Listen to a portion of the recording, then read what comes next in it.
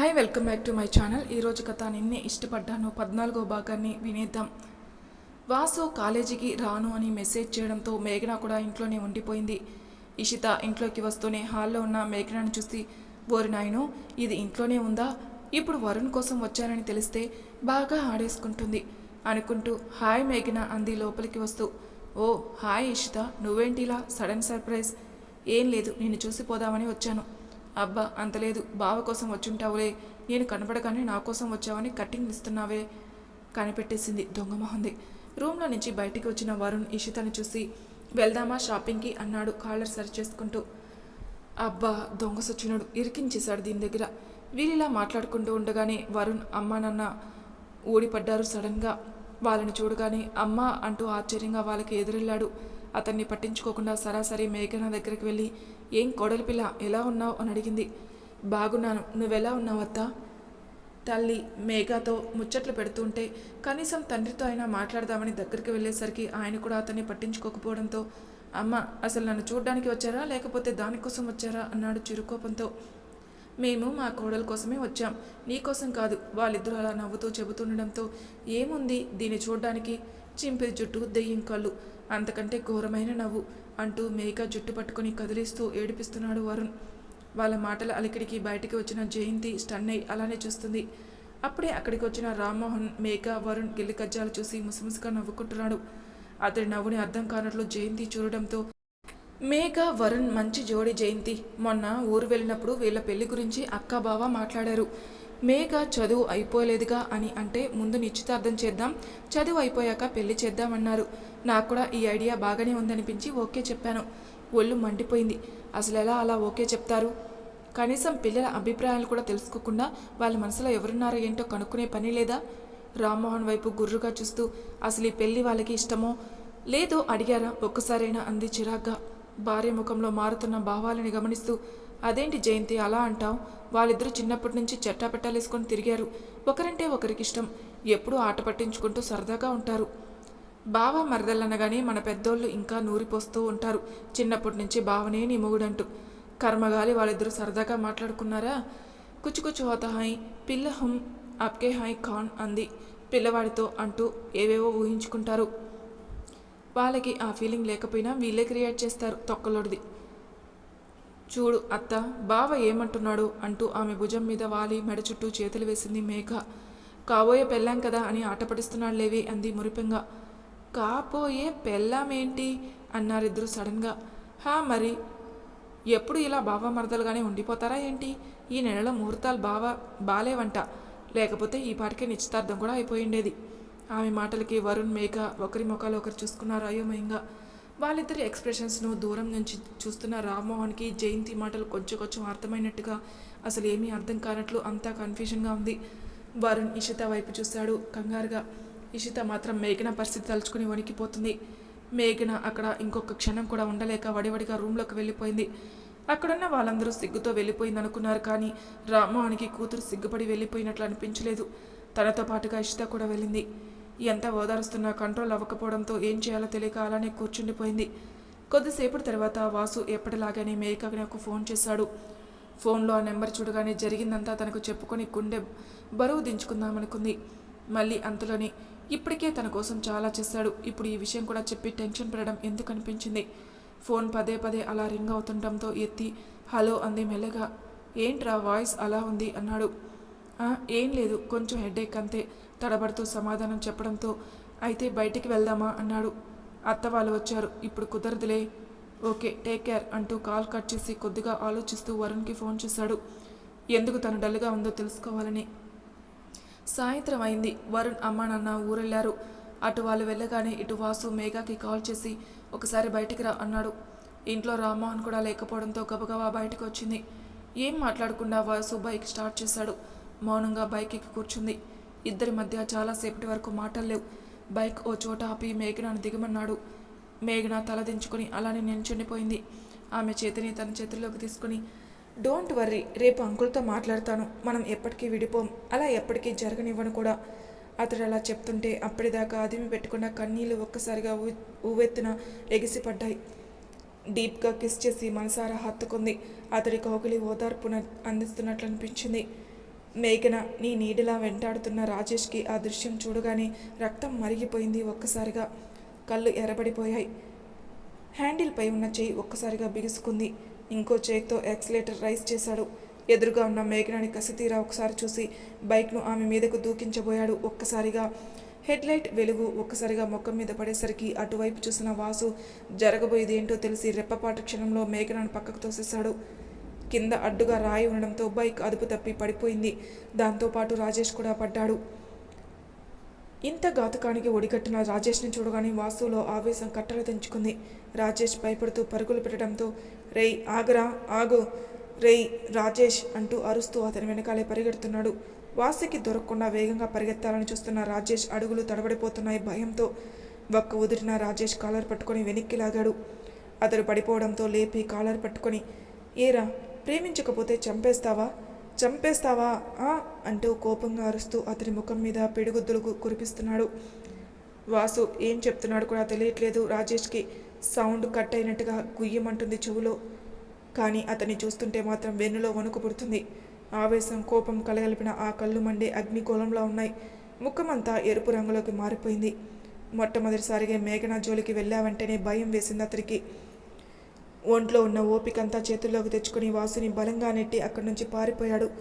ఇంకోసారి మేఘన జోలికి వస్తే చంపేస్తా అంటూ అతని వెనకాలే వెళ్ళబోయాడు. మళ్ళీ అంతలోనే మేఘన గుర్తుకు రావడంతో వెనక్కి తిరిగి వచ్చి నీకేం కాలేదుగా అంటూ కంగారు పడుతున్న అతన్ని చెంప మీద లాగిపెట్టి కొట్టి హీరోవా వాడు వెనకాలే వెళ్ళావు, వాడు నిన్నేమైనా చేస్తుంటే ఆవేశంగా అరిచింది. కోపంగా మరి నీకేమైనా అయ్యుంటే అన్నాడు. నా కళ్ళ ముందే నేను పక్కనే ఉండగానే వాడిలా చేస్తుంటే చేతులు కట్టుకుని కూర్చోవాలా అని పెద్దగా అరిచాడు. ప్రేమించిన ఇన్ని రోజుల్లో వాసుని ఎప్పుడూ అలా చూసిందే లేదు. ఆయన ఆ కోపంలో ఆవేశంలో తనకు ఏమవుతుందో అన్న ఆరాటమే కనిపించడంతో కొట్టినందుకు ఫీల్ అయి హక్ చేసుకుని లవ్ యూరా అని ఏడుస్తూ ఉంది. అంతకుమించి మాటలు రావట్లేదు ఇద్దరికి. ఒక్కోసారి మాటల కన్నా మౌనమే మధురంగా ఉంటుందేమో. ఫోన్ మోగడంతో వాసుని వదిలి కింద పడిన ఫోన్ని చేతుల్లోకి తీసుకుని చూసింది. వరుణ్ లిఫ్ట్ చేసి చెప్పు బావా అంది. ఎక్కడున్నావే బాబు, మామయ్య నీ గురించి అడుగుతున్నారు, తొందరగా రా. వచ్చేస్తున్నా అంటూ వాసు వైపు చూసింది. అతడేం మాట్లాడకుండా బైక్ దగ్గరికి వెళ్ళి స్టార్ట్ చేశాడు. తన ప్రేమ గురించి చెప్తే తండ్రి రియాక్షన్ ఎలా ఉంటుందో ఏమిటో అన్ని విషయాలు ఆయనతో పంచుకునే మేఘనాకి ఎందుకో ఈసారి మాట్లాడడానికి కూడా గొంతు పెగలడం లేదు. ఇటు ఈ రాజేష్ గాడి తలనొప్పి ఇలా రకరకాల ఆలోచనలతో ఉన్న మేఘన వాసు బైక్ ఆపిన సంగతి గమనించలేదు. మేఘ దిగుపోవడంతో ఇల్లొచ్చేసింది అన్నాడు మెల్లగా. ఆహా అంటూ తడబడుతూ నిరుత్సాహంగా లోపలికి వెళ్తున్న మేఘనాని చూసి ఓయ్ అన్నాడు.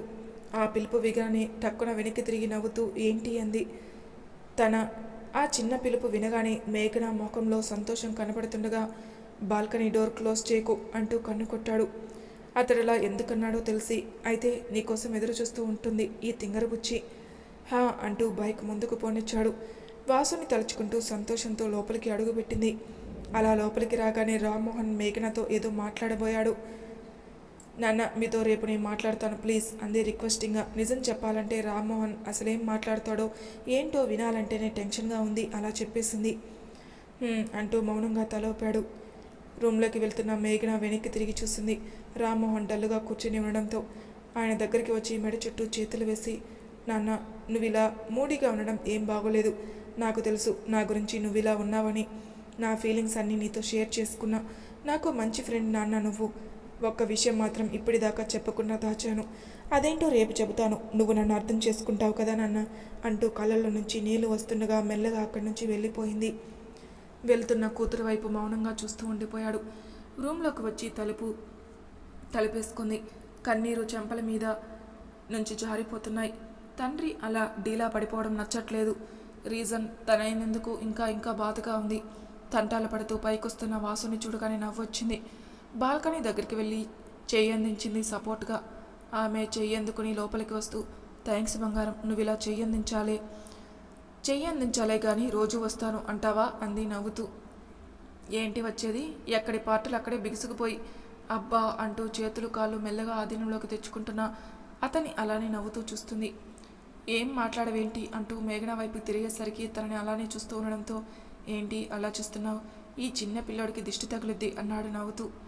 అబ్బా అవునా, పర్లేదు నేను దిష్టి చుక్క పెడతాలే అయితే పెట్టేయ్ అంటూ ముఖం పక్కకు తిప్పి బుక్క చూపించాడు.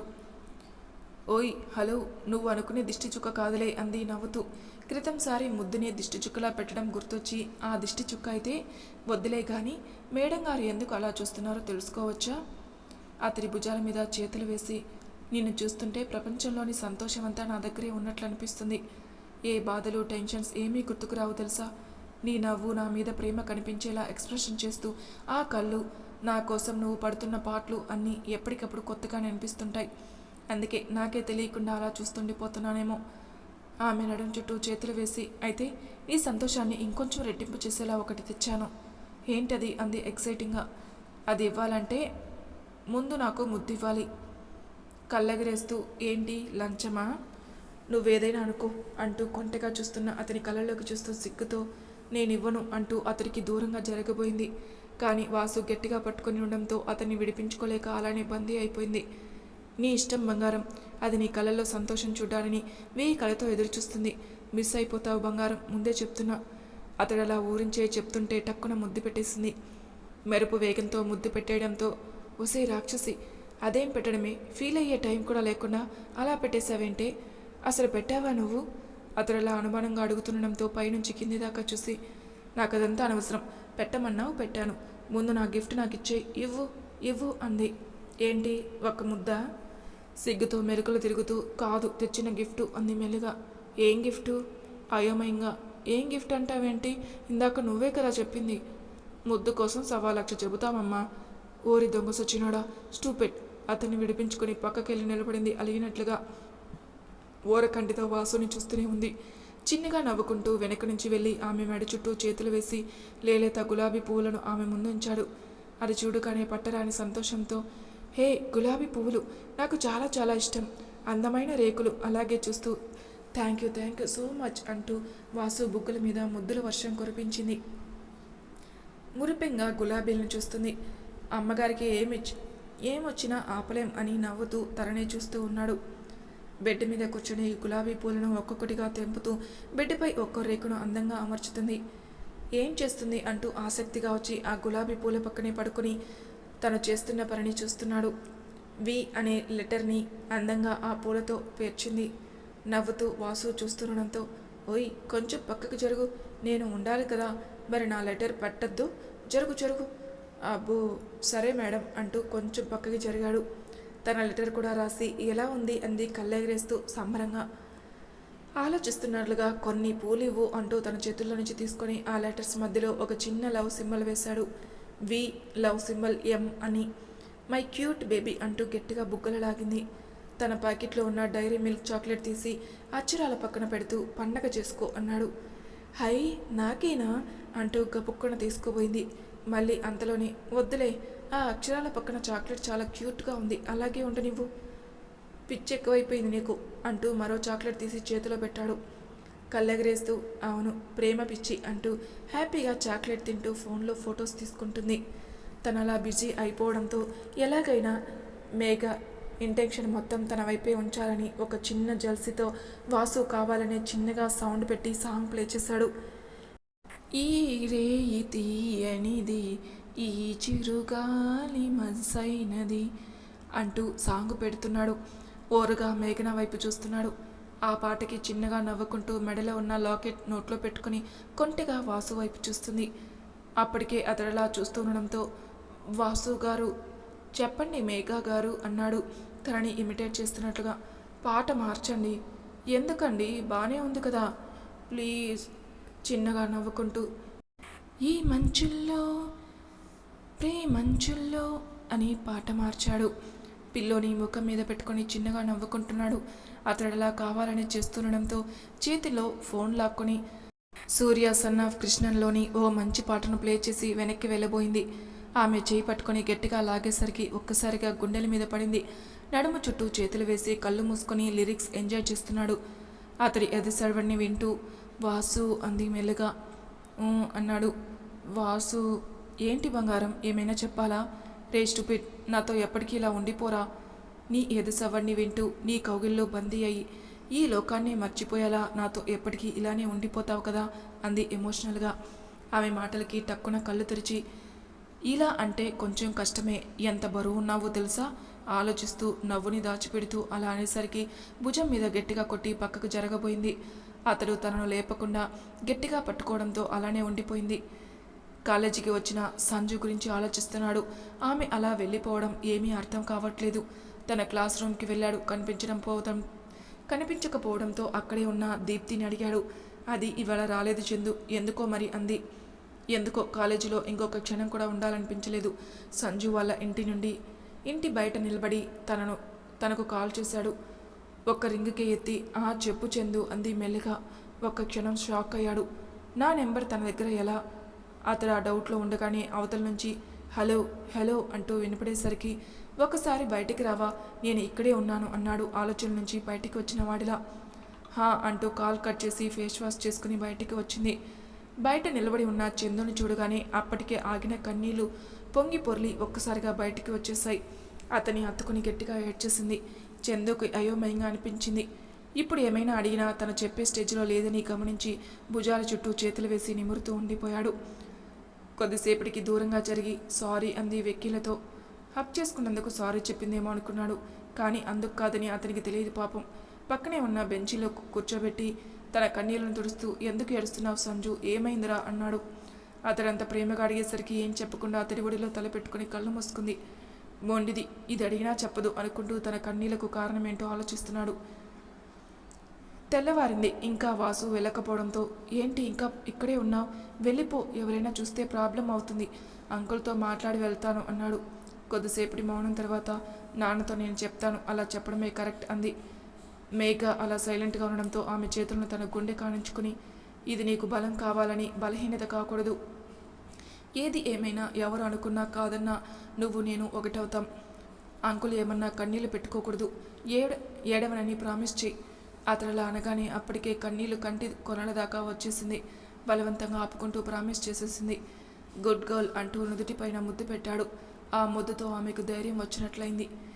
రూమ్లో నుంచి బయటికి వచ్చిన మేఘతో ఊరు వెళ్తున్నాను మేఘ, ఈ పెళ్లి ఇష్టం లేదని అమ్మ వాళ్ళతో చెప్తాను, ఎట్టి పరిస్థితుల్లో ఈ పెళ్లి జరగనివ్వను. వరుణ్ అలా చెప్తుంటే సరే బావా, నేను ఇక్కడ నాన్నతో మాట్లాడతాను అంది. సరే అంటూ వరుణ్ ఊరికి బయలుదేరాడు. మరి తర్వాయి భాగంలో ఏం జరుగుతుందో నెక్స్ట్ ఎపిసోడ్లో తెలుసుకుందాం. అంతవరకు నా ఛానల్ని సబ్స్క్రైబ్ చేయని వాళ్ళు ప్లీజ్ సబ్స్క్రైబ్ చేసుకోండి, లైక్ చేసి షేర్ చేయండి, మీ అభిప్రాయాలను నాకు కామెంట్ రూపంలో తెలియజేయండి. Thank you for listening.